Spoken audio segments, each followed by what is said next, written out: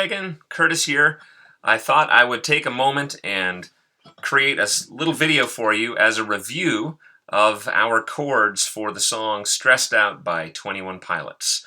And the final product, I'm just going to play that for you one time and then I'm going to go over the chord shapes. The final product should sound like this. My name's Blurry Face and I care what you think. 2, 3. My name's Blurry Face and I care what you think. You can just keep playing that over. My name's Blurry Face and I care what you think. One more. My name's Blurry Face and I care what you think. Now here are the 3 chord shapes that make up that progression. So first off, we have our capo on the 5th fret of your guitar.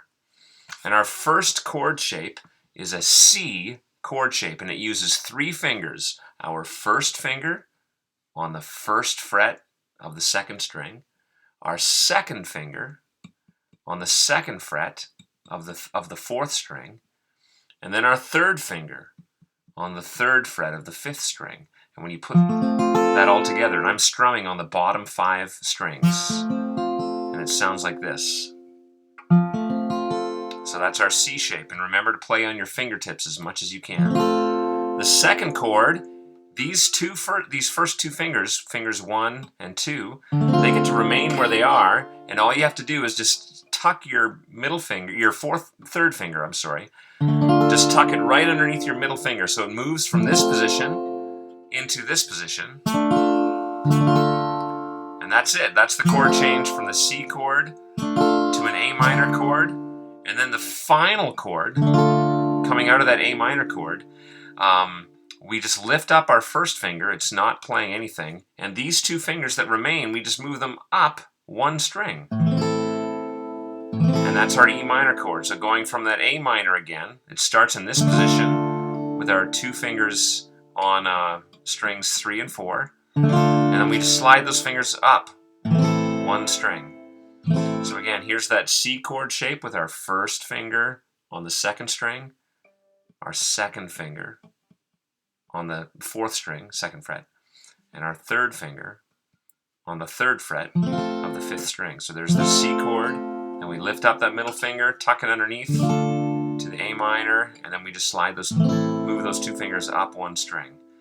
So again, from the C chord to an A minor and to an E minor. Now what I would recommend you doing, and we did talk about this very briefly, Reagan, I keep wanting to say Reagan, but I know it's Reagan, is doing the 1-minute chord challenge where you set a timer on your phone or your iPod and you just go back and forth between this C-shaped chord, lifting up that 3rd finger, tucking it underneath, and playing the A minor chord, and then putting it back again, going back to the C chord, and then doing it again, underneath, tucking it underneath, and just go back and forth between those chords and see how many chord changes you can do in 1 minute. The first time you do this, you might only be able to do 7 or 8 chord changes between the C chord and the A minor chord. And then come back to it 2 hours later, or later that evening or the following day, and then try it again and do the same thing. And I almost guarantee you that your speed is going to increase. Actually, I do guarantee you that your speed is going to increase.